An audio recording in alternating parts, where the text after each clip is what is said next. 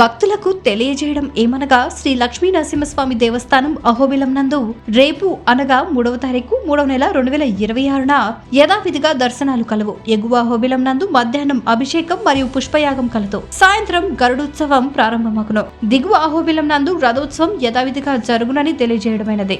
కావున రేపు అనగా 3వ తారీఖు 3వ నెల 2026న అహోబిలం దేవస్థానం నందు జరుగు దర్శనాలు మరియు ఉత్సవాలు యథావిధిగా జరుగును. ఎలాంటి మార్పులు లేవని దేవస్థానం చీఫ్ రామానుజన్ తెలిపారు.